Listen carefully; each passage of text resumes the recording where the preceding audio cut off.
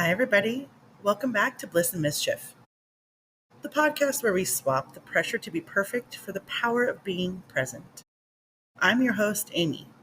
And if you listened to last week's episode, you'll remember that we talked about Blissful. If you haven't had a chance to listen to it yet, here's a recap. Blissful is a term my sister and I coined to move more gracefully through life's chaos. It's the idea of using one of two paths to deal with life's challenges or mischief. Path one is looking for the good or the bliss in a tough situation. And path two is when you can't find the good, you choose to be neutral and treat yourself with compassion. Today, we are going to tackle a really massive and exhausting myth that causes so many of us to burn out. And that's the lie that says, I have to be productive in order to be worthy. This is a tricky little belief that tells you that your value is directly connected to how much you get done. If you don't check everything off of your to-do list, if you take a nap, or if you simply exist for a while, it tells you that you have failed. And honestly, that is a ridiculous idea.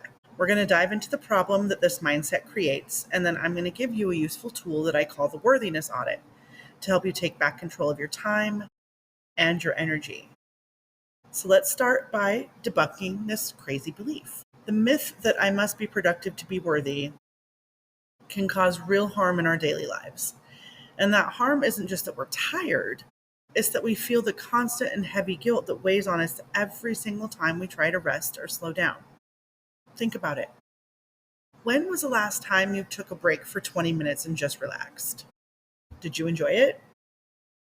Or did you spend the entire time mentally listing all of the things that you should be doing instead? That nagging feeling, that guilt, is your inner critic telling you that taking a break is a failure. And somehow you've convinced yourself that you are only valuable when you were doing something. This belief is a sneaky way to destroy your energy. And working with people for as long as I have seen so many pour their life force into getting approval from the outside world. They finish a task, they get a paycheck, they get praise.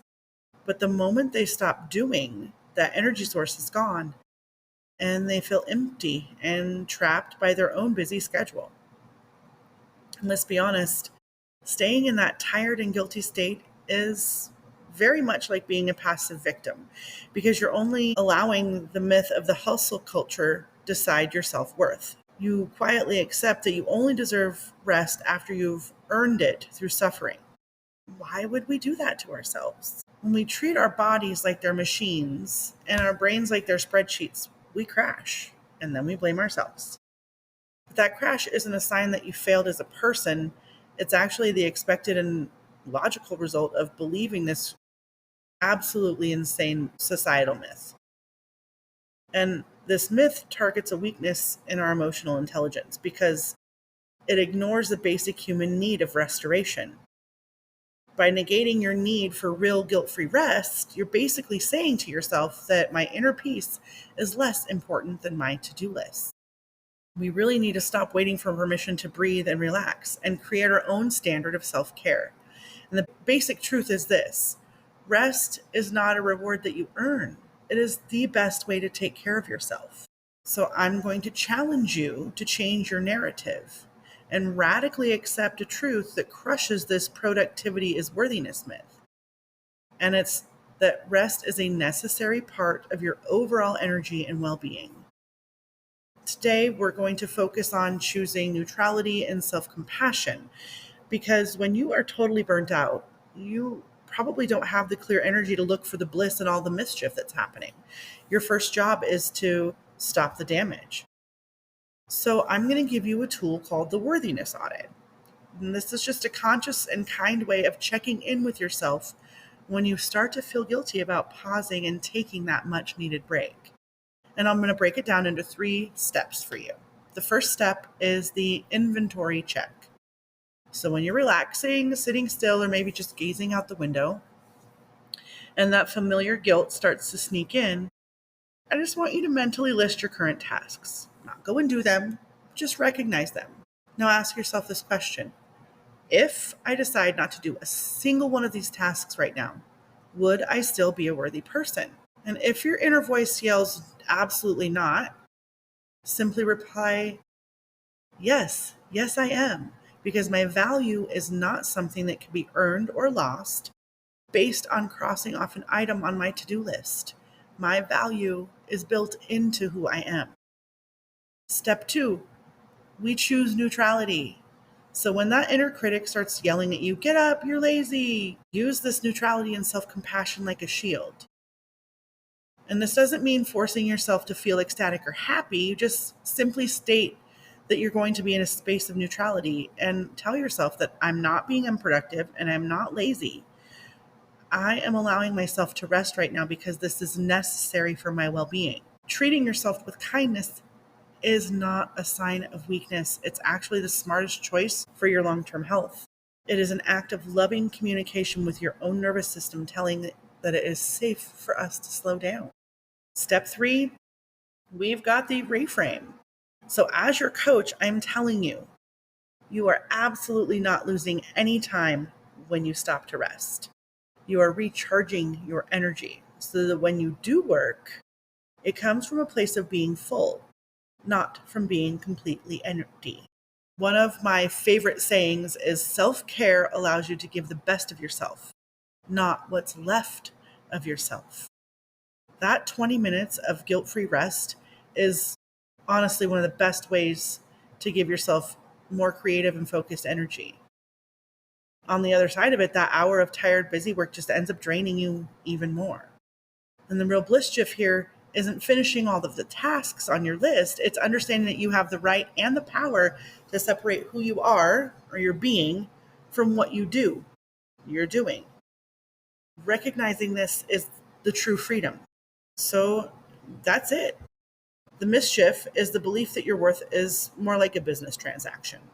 But the bliss shift is the firm and compassionate decision to claim your rest as a necessity.